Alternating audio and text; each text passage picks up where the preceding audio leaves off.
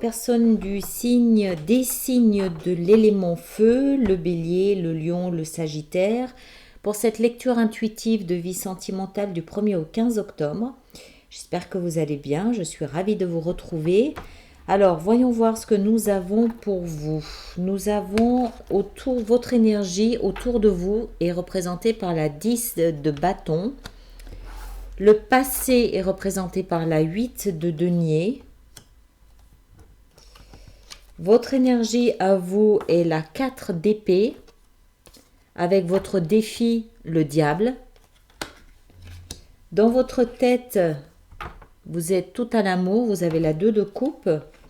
Dans votre cœur, vous avez la 6 d'épée. Et demain est représenté par le pendu. Alors, ce que je ressens ici pour vous, c'est déjà beaucoup de lourdeur, beaucoup de poids, un fardeau que vous portez sur votre dos depuis peut-être déjà plusieurs mois, peut-être 10 mois, 10 ans. Vous portez des choses inutiles, personne ne vous demande de les porter. Vous portez un poids, un fardeau, c'est tout autour de vous, c'est pesant, c'est lourd. C'est lourd, ça vous pèse. Ça vous pèse et ça vous pèse tellement en fait que on vous demande de vous reposer. Vous avez la 4 d'épée. La 4 d'épée, c'est une invitation à vous reposer physiquement pour recharger vos batteries, recharger votre corps, lui permettre juste de se détendre, de se poser et d'arrêter de porter. Si vous regardez d'ailleurs sur l'image, je ne sais pas si vous voyez bien, vous voyez qu'il porte des cailloux. Le bonhomme, vous portez plus que vous n'êtes censé porter et vous portez surtout des choses qui ne servent à rien. Et votre corps est épuisé de ça, il doit se reposer, il est fatigué. La 4 d'épée, c'est vraiment, on pose les armes et on dort. On dort, on se repose, on arrête de penser, on arrête de réfléchir, on arrête d'être dans l'action. Votre défi, on est dans la vie sentimentale, hein, on est d'accord. Hein, donc vous portez des choses sentimentales, peut-être des histoires passées. Enfin, c'est la première chose qui vient à l'esprit. Des histoires passées qui sont périmées, que vous continuez à porter, peut-être des culpabilités que vous continuez à porter, mais vraisemblablement surtout des addictions ou des soumissions que vous continuez à porter. Votre challenge, c'est le diable. Le diable, ça veut dire que vous êtes lié, vous pensez mentalement être lié à quelqu'un ou à quelque chose, et en fait, ça, je pense que c'est ça que vous portez. Je pense que simplement, c'est comment expliquer ça? Je pense que c'est une illusion de soumission ou de lien que vous portez inutilement, mais à un tel point que vous en êtes épuisé, vous êtes harassé. Mais là, c'est plus psychologique, c'est physique là maintenant. C'est devenu tellement lourd que c'est vraiment le corps qui est fatigué. Et ça, c'est votre défi, le diable. Vous devez vous défaire de ces liens illusoires. Quand je dis illusoire, je ne veux pas dire que ça n'a jamais existé. Bien sûr que ça a existé. Mais ce que je veux dire par là, c'est que vous pensez être liés, alors que vous ne l'êtes plus. Quand on pense à une histoire passée qui est périmée, qui est passée, c'est le fait d'y penser qui nous lie à l'histoire. Il n'y a plus de lien avec cette personne ou avec cette histoire, mais le simple fait d'y penser permet de maintenir cette histoire en vie. C'est dans ce sens-là que je parle d'illusion. Bien sûr que le lien, il a existé, bien sûr. Enfin, je veux dire, si on est arrivé, si on en est là, c'est vraisemblablement que c'était quelque chose d'important, quelque chose un pilier important dans l'histoire de votre vie. Mais voilà, à un moment donné, il faut tourner une page pour pouvoir recommencer quelque chose d'autre. Et le fait de retourner toujours dans cette histoire, c'est ça qui la maintient simplement en vie, alors que l'histoire, elle est périmée. C'est pas facile, c'est pas évident, je le sais, mais a priori là, il semblerait que ce soit vraiment votre corps maintenant qui le réclame parce qu'il n'en peut plus. Il est fatigué, il n'en peut plus. Pour ceux qui ne sont pas en couple ou pour ceux qui ne sont pas liés à une histoire passée lourde, douloureuse, ça peut être le fait d'être seul. Ça peut aussi être la charge du célibat, la charge de l'isolement, la charge de la solitude qui pèse et on porte des culpabilités, on se sent lié peut-être à une forme de culpabilité ou d'incapacité à être en couple. Lourd. Alors, ce qui vous propulse là-dedans, c'est visiblement le travail. Le travail, alors ça peut être une relation, une histoire liée à votre travail. Ça peut être le fait que vous ayez commencé à travailler sur vous.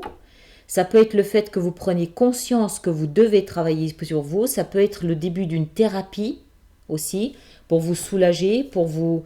peut-être que si votre corps est fatigué comme ça, que vous êtes à la limite du burn-out, c'est peut-être le fait de prendre conscience de cette fatigue, le fait de travailler là-dessus qui vous propulse vraiment dans cette prise de conscience de la situation. C'est possible.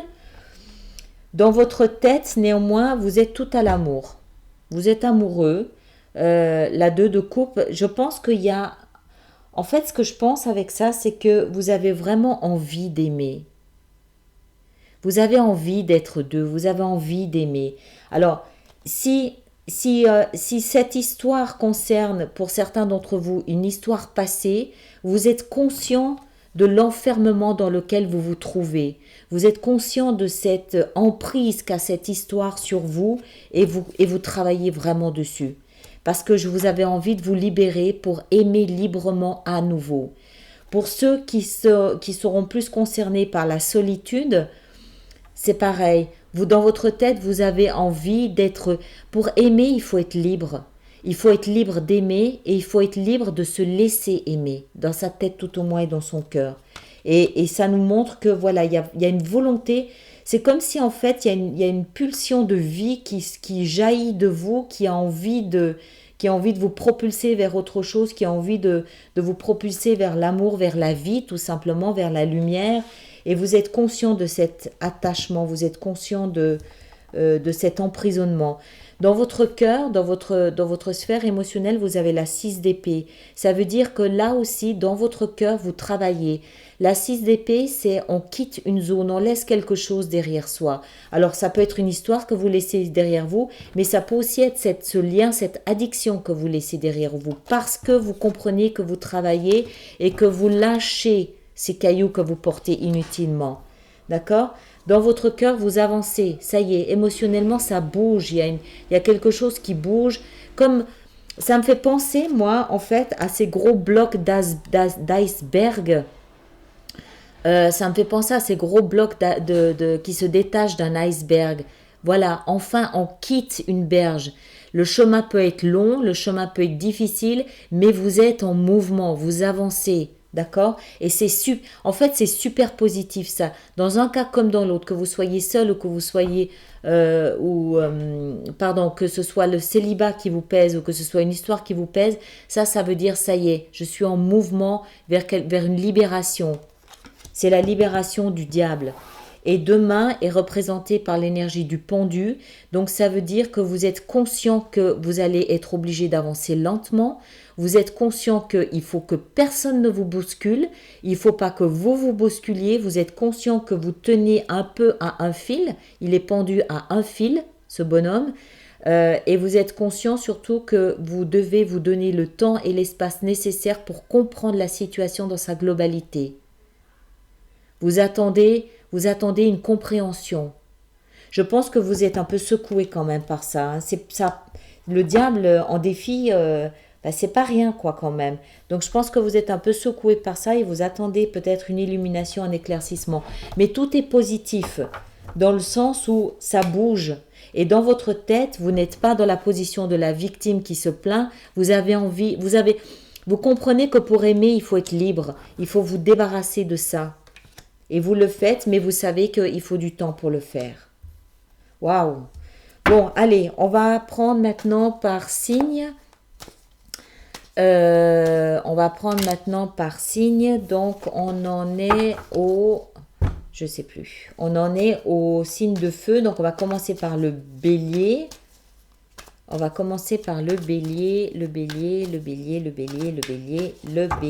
amis du bélier, comment vont-ils?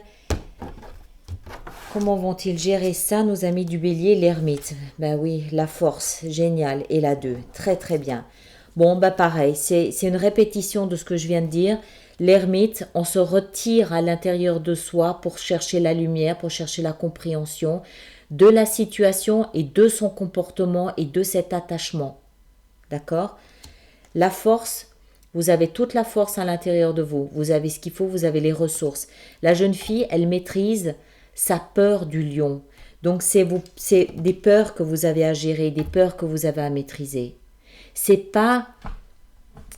rien d'autre que la peur. Rien d'autre que la peur. Peut-être la peur de cette addiction, la peur de vivre, la peur d'aimer, la peur de bouger, la peur de partir. Ça n'est rien d'autre que la peur. Mais vous la maîtrisez. Vous avez l'énergie nécessaire pour la maîtriser. Ne la gâchez pas, ne la gaspillez pas. Et au bout du compte, vous avez un choix à faire. Le bonhomme, ça peut aussi être un départ à l'étranger, mais en l'occurrence, là, je pense que vous avez un choix à faire. Et ce choix, c'est pas entre une personne ou une autre personne. Ce choix, c'est entre est-ce que je reste où je suis ou est-ce que j'avance dans la vie. Il a un globe dans la main. Il tient un bâton. Son choix, il est fait, mais il sait que, voilà, il regarde à l'horizon, il sait qu'il y a du chemin à parcourir. Mais c'est le choix entre ça, entre la stagnation et la souffrance, parce que c'est une souffrance, ça, c'est une douleur.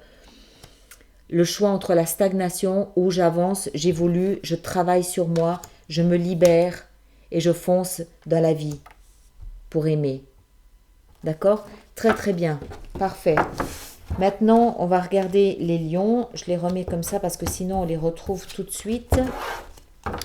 Les lions, nos amis lions. Alors, les personnes du lion. Le lion pour cette lecture de vie sentimentale du 1er au 15 octobre.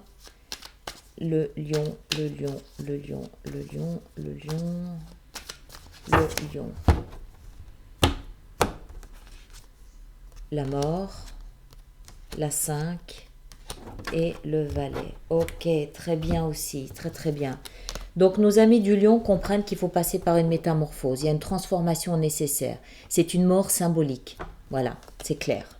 C'est une mort symbolique, il faut accepter que quelque chose est mort dans son histoire de vie sentimentale, quelque chose est mort. Alors encore une fois, ça peut être un lien, ça peut aussi être la fin d'un célibat, comprendre, accepter que c'était peut-être notre façon de s'estimer, qu'il fallait transformer, qu'il fallait métamorphoser. Clairement, on laisse quelque chose derrière soi, mais on comprend que c'est soi, c'est sa perception à soi qu'on doit laisser derrière soi. D'accord ?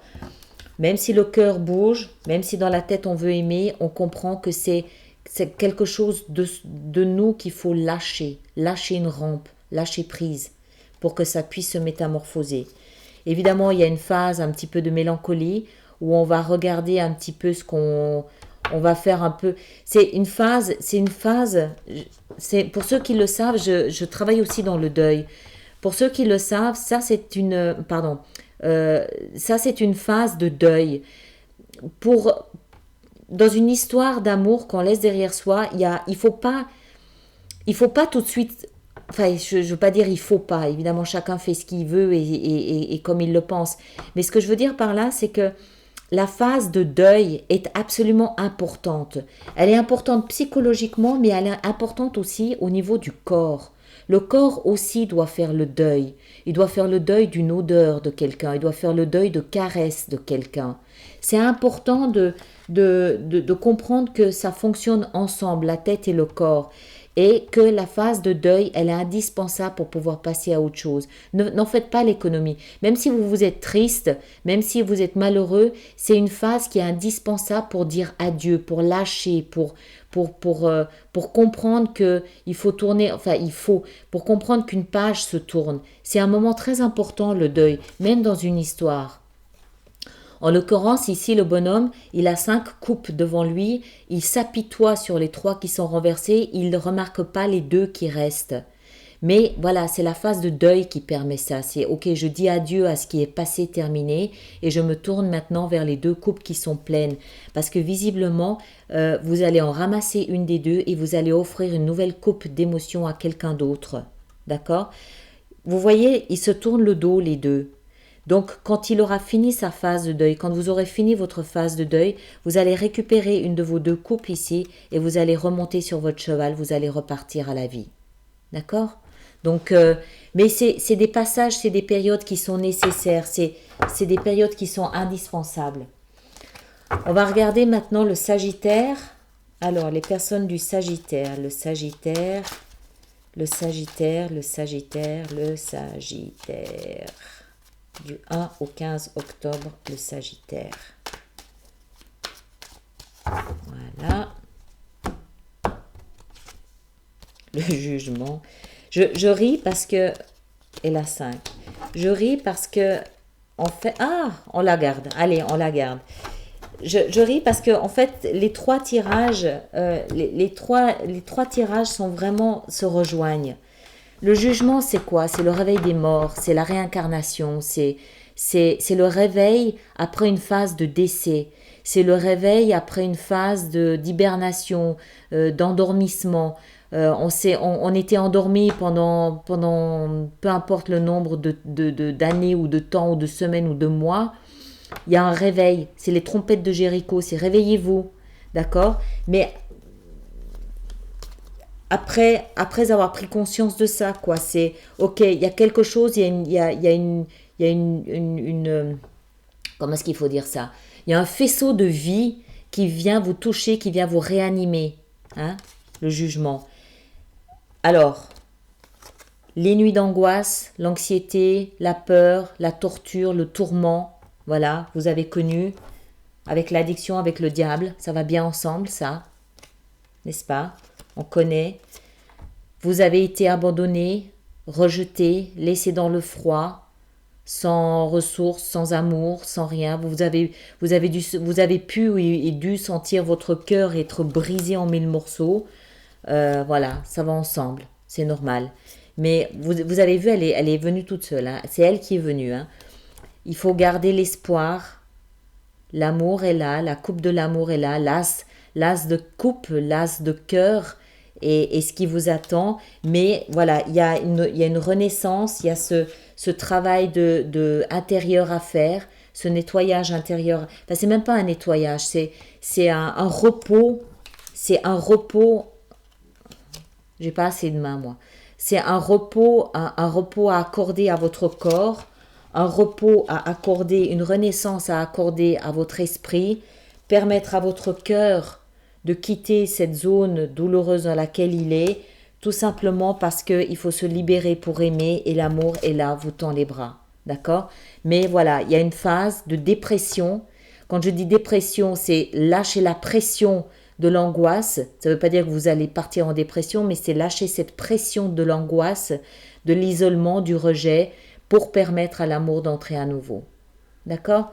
Je vous laisse me faire vos commentaires, comme d'habitude. En tout cas, passez 15 merveilleuses journées et mettez-les à profit pour vous reposer, pour faire le travail que vous avez à faire.